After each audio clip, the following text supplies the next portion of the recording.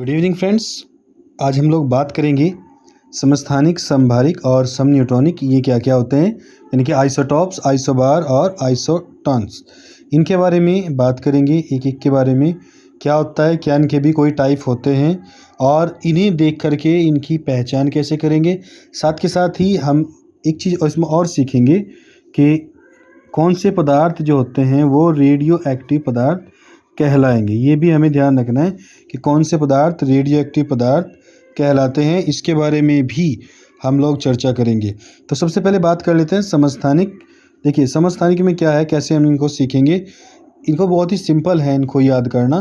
देखिए समस्थानिक यानी कि पहले वाले की बात करते हैं, ये वाला, ठीक है। अगर परिभाषा के तौर पे हम लिखेंगे तो ऐसे लिख देंगे, वे पदार्थ जिनके परमाणु क्रमांक समान। देखिए अगर परिभाषा के तौर पे आप लिखेंगे तो सिंपल ऐसे लिख सकते हैं, वे पदार्थ जिनके परमाणु क्रमांक तो हो जाएंगे समान, जिनके परमाणु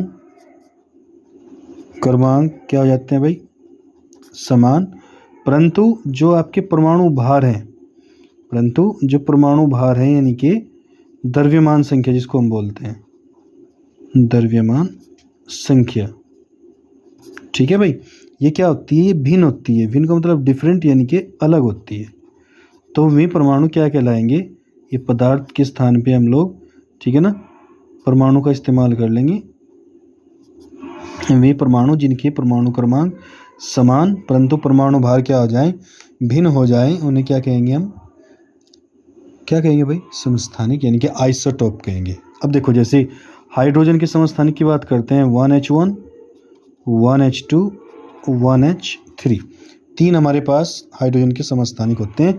तीनों का ही आपको नाम भी ध्यान रखना है। एक प्रोटियम होता है पहले वाला, दूसरे वाले को हम लोग ड्यूटीरियम बोलते हैं, और जो नंबर 3 पे होता है इसका नाम ट्राइटियम होता है, ठीक है भाई। तो यहाँ तक तो कोई दिक्कत नहीं है। अब अगर आप ध्यान से देखेंगे तो इन तीनों के जो परमाणु क्रमांक हैं, यानी कि जो नीचे होता है, जिसके आधार पे आवर्त सारणी में स्थान निर्धारित किया जाता है, इनके परमाणु क्रमांक, ठीक है ना, वो सब सेम है। देखो तीनों में एक एक है, लेकिन अगर परमाणु भार देखा जाएगा तो इसका 1 है, इसका 2 है और इसका 3 है, ठीक है ना। तो इस प्रकार से क्या हो जाएगा, ये बिल्कुल परमाणु क्रमांक समान और परमाणु भार डिफरेंट हो जाएगा, और इसलिए हम इनको क्या कहेंगे, समस्थानिक। ऐसे ही आप 6C12 और 6C ऐसे 14 है, ठीक है ना, इनके कार्बन 12 और कार्बन 14, दोनों के दोनों में अगर देखेंगे परमाणु क्रमांक क्या है, समान है, लेकिन परमाणु भार क्या है, बिल्कुल भिन्न है। आप इसके टाइप देखेंगे, ठीक है, ध्यान से देखना भाई। टाइप का मतलब प्रकार, कितने प्रकार का ये हो सकता है। तो ये 2 प्रकार का होता है। एक होता है आपका स्थायी समस्थानिक, और स्थायी समस्थानिक में क्या क्वालिटी होगी अब वो बताते हैं आपको। स्थायी समस्थानिक और दूसरे वाला इसका उल्टा कर देंगे, अस्थायी समस्थानिक होता है। और अस्थायी समस्थानिक को हम लोग एक और नया नाम देते हैं जो आप लोग जानते होंगे, अगर नहीं जानते हैं तो सुन लीजिए। उसको बोलते हैं हम लोग रेडियो एक्टिव। क्या बोलते हैं, रेडियो एक्टिव, ठीक है। आपको हमारी वीडियो में धीमी धीमी से कुछ आवाज़ आ रही होगी, तो मैं आपको बता दूं, ये जो आवाज़ है, गांव में रामलीला जो कार्यक्रम होता है ना, उसका मंचन हो रहा है, वो चल रहा है, तो उसी की आवाज़ आ रही है पीछे। तो परेशान होने की कोई आवश्यकता नहीं है, अच्छी है, मधुर है ध्वनि, लेकिन हमें अपने काम पे ही ध्यान देना है फिर भी। देखिए अब स्थायी समस्थानिक किसे बोलते हैं, ये वाला स्थायी समस्थानिक का क्या मतलब होता है, सिंपल भाषा में आपको बताया जाए तो स्थायी समस्थानिक वे होते हैं जो विघटित नहीं होते। ध्यान से देखिएगा, जो विघटित नहीं होते। अब विघटित नहीं होते का मतलब आप समझ गए होंगे, ये आगे नहीं टूटते। जबकि जो रेडियो एक्टिव होते हैं ये स्वतः अपने आप विघटित होते हैं, ठीक है भाई, याद रखेंगे। जो अस्थायी समस्थानिक होते हैं, ठीक है ना, अस्थायी और समस्थानिक, ठीक है, ये क्या होते हैं, ये अपने आप ही टूटते रहते हैं। जैसे हाइड्रोजन के समस्थानिक की बात करते हैं ना हम लोग, तो पहले वाला, दूसरे वाला, ठीक है, ये स्थायी है, जबकि जो तीसरा है 1H3, ये हमारा क्या है, ये रेडियो एक्टिव समस्थानिक है, ध्यान रखेंगे, ठीक है भाई। हाइड्रोजन का जो तीसरा समस्थानिक है ट्राइटियम, ये क्या है आपका, एक रेडियो एक्टिव समस्थानिक है। आई होप यहाँ तक कोई आपको डाउट नहीं होगी, ठीक है भाई। और ये देखना कि भाई रेडियो एक्टिव पदार्थ कौन से होते हैं। आगे जाके जो सीरीज आप लोग पढ़ते हैं, 4 श्रेणियाँ आगे पढ़ेंगे जाके, 4n 4n+1 +2 +3, वो कैसे होती हैं और कैसे हम उनको निकालते हैं, कैसे हम उनकी पहचान करेंगे कि क्या रेडियो एक्टिव है या रेडियो एक्टिव नहीं है। चलिए उसके बारे में मैं आपको छोटा सा हिंट दे देता हूँ, बता देता हूँ कैसे पता करते हैं। देखिए मैंने आपके लिए 3 तत्व लिखे हैं, इनको देख के हम ये बताएंगे इनमें कौन सा रेडियो एक्टिव है और कौन सा रेडियो एक्टिव नहीं है, ये पता करेंगे बस। ठीक है भाई। तो सबसे पहले हमें क्या करना है, सबसे पहले हम लोगों को प्रोटॉन, न्यूट्रॉन, ठीक है, इनकी संख्या ज्ञात कर लेनी है। देखिए प्रोटॉन जितना नीचे होता है वो प्रोटॉन ही होता है 12, ठीक है। न्यूट्रॉन ऊपर में से नीचे घटा दो, पता लग जाएगा न्यूट्रॉन कितने हैं। ऐसे इसमें देखो नाइट्रोजन में प्रोटॉन कितने हैं भाई 7, और न्यूट्रॉन कितने हो जाएंगे, ये भी 7 हो जाएंगे, कोई दिक्कत नहीं है। और अगर इसकी बात करते हैं रेडियम की, तो प्रोटॉन आपके 88 हो जाएंगे, और जो न्यूट्रॉन है आप इसमें से इसको घटाएंगे तो 138 आएगा ऑलमोस्ट। क्लियर। अब देखिए अब हमें क्या करना है, ये निकाल लिया।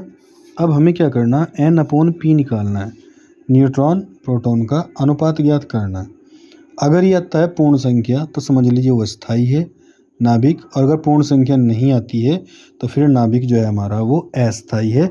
ऐसे सीखनी है बात को, ठीक है।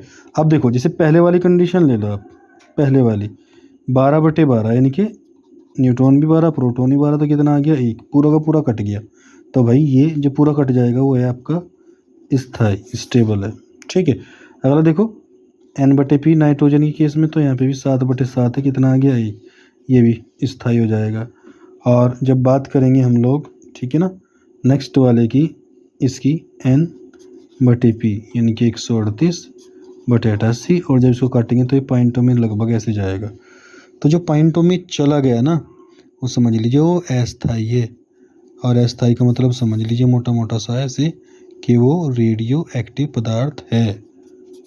ठीक है भाई, रेडियो एक्टिव पदार्थ है। बताइए यहाँ तक तो कोई दिक्कत नहीं, तो मेरे हिसाब से समझ गए होंगे।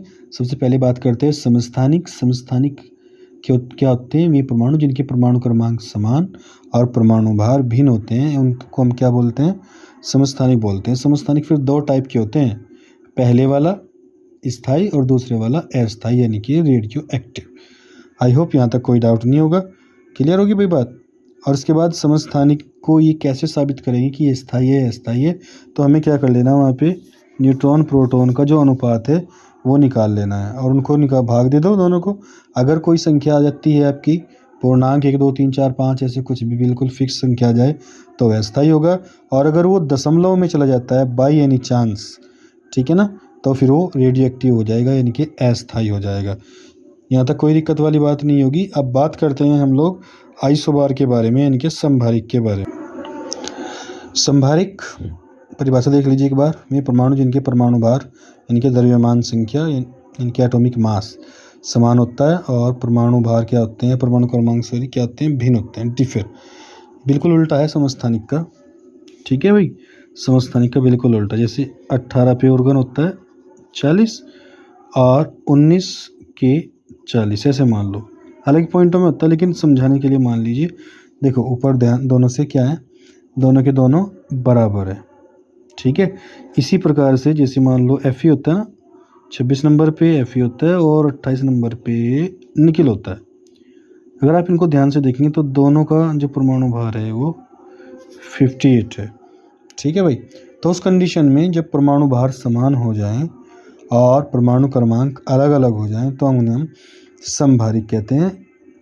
ये बस इतनी सी छोटी सी परिभाषा है कि परमाणु भार समान और परमाणु क्रमांक क्या हो जाएंगे, डिफरेंट, तो इनको हम क्या कह देंगे, संभारिक कह देंगे। एग्जाम्पल आपके सामने है ऑर्गन, पोटेशियम और Fe और निकेल। और भी बहुत सारे एग्जाम्पल अगर आप करना चाहें तो हो सकते हैं। देखो जैसे 1H3 की बात करते हैं, ये ट्राइट्रियम होगा, और ऐसे ही एक 2He3 होता है, इनके हीलियम नाभिक। तो देखो ध्यान से दोनों में 3 3 आ गया है, और जब 3 3 आ जाएगा यहाँ पे तो इसका मतलब क्या हुआ, इसका मतलब यही हुआ। चलिए इसके बाद में सम न्यूट्रॉनिक लिखते हैं, सम न्यूट्रॉनिक। देखिए नाम में ही उसका सब कुछ छिपा हुआ है। आइसोटॉन्स या टॉन्स बोलते हैं, जैसे भी बात। और इसके बाद इसकी परिभाषा आप ऐसे लिख देंगे कि वे परमाणु जिनकी परमाणु में न्यूट्रॉनों की संख्या समान होती है, ठीक है ना। वे परमाणु जिनमें नंबर ऑफ न्यूट्रॉन्स यानी कि न्यूट्रॉनों की संख्या समान होती है, ठीक है ना। वो आपके क्या कहलाएंगे, वो आपको समन्यूट्रॉनिक कहलाएंगे। और समन्यूट्रॉनिक में बहुत सारे आप खुद निकाल सकते हैं, कोई दिक्कत नहीं है। जैसे अभी मैंने आपको 1H3 दिया और यहाँ पे 2He4 होता है, ठीक है भाई। तो देखो ऊपर में से नीचे घटाओ, 3 में से जाके 2, 4 में से जाके 2 जाके 2, तो दोनों में न्यूट्रॉनों की संख्या कितनी आएंगी, 2 2 आ गई, बराबर है, कोई दिक्कत ही नहीं है, यहाँ तक कोई दिक्कत नहीं है, ठीक है ना। इसी प्रकार से जैसे 7N14 होता है, नाइट्रोजन है, ठीक है भाई।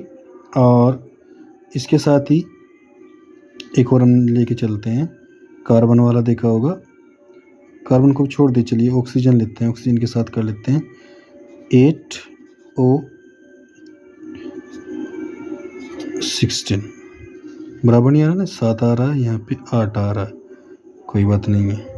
नाइट्रोजन का दूसरा समस्थानिक ले लीजिए 15 वाला, ठीक है। इसमें से घटाएंगे तो 8 आ जाएगा, इसमें से घटाएंगे तो ये 8 आ जाएगा, ठीक है भाई। यहाँ तक भी कोई दिक्कत नहीं होनी चाहिए।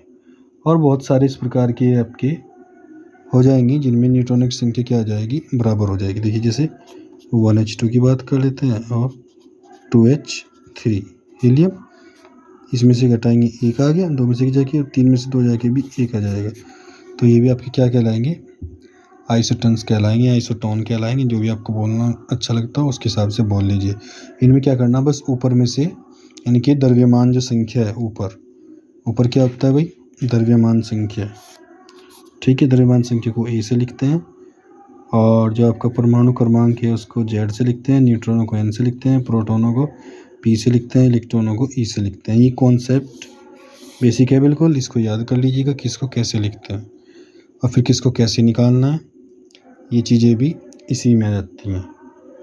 अगर आप नीचे जो दे रखा है ना, कोई भी एक एग्जाम्पल से समझिएगा, देखिए ध्यान से, मैं आपको समझाने की कोशिश करता हूँ। एक छोटा सा एग्जाम्पल लेके 18 ऑर्गन 40, तो जो नीचे दे रखा है ना वो आपका Z भी है, वो आपका इलेक्ट्रॉन भी है, और वही आपका प्रोटॉन है। देखो कितने हैं एक साथ, यानी कि 18।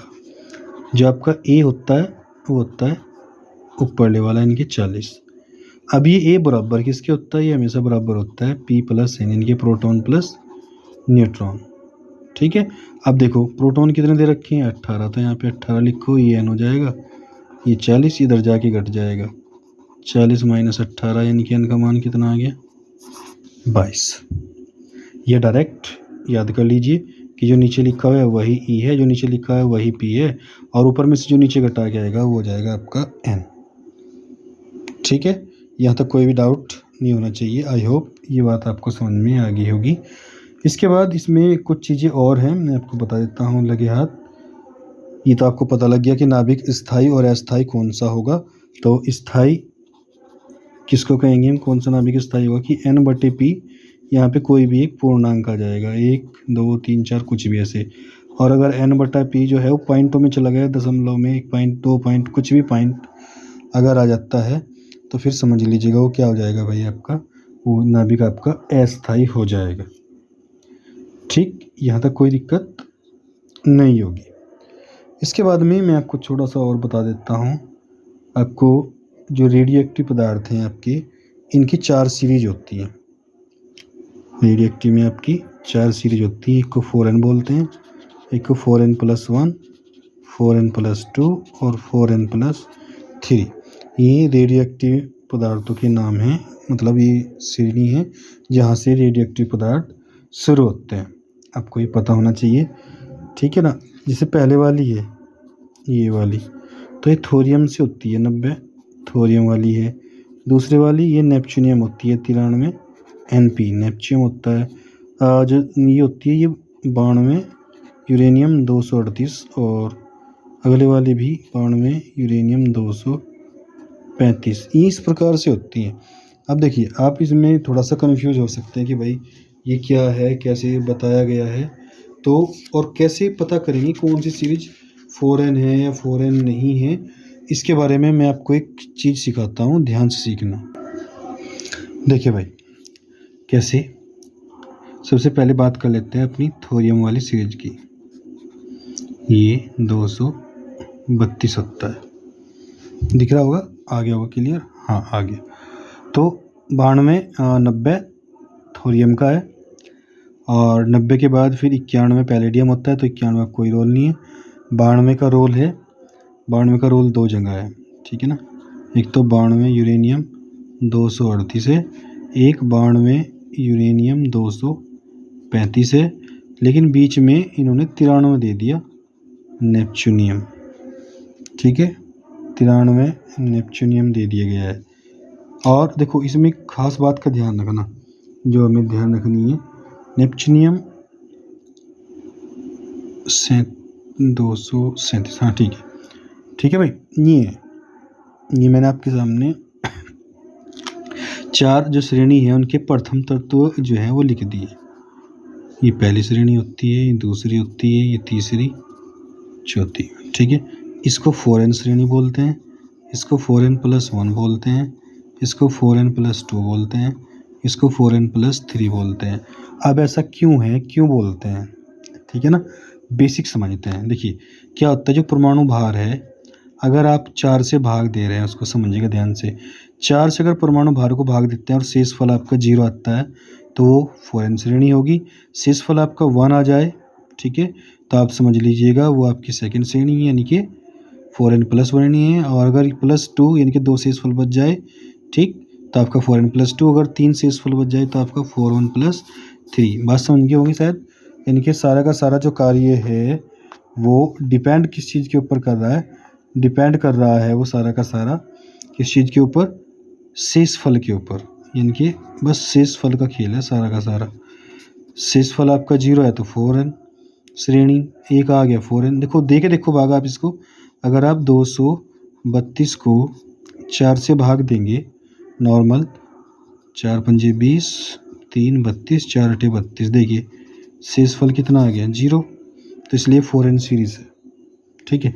यहाँ देखिए 237, ठीक है, भाग कहीं से देंगे इसको भी 4 से, 4 पंजे 20, 3 37, 4 9 36, कितना बचा है, तो एक शेषफल अगर बच गया तो उसको हम फॉरेन +1 श्रेणी कहेंगे।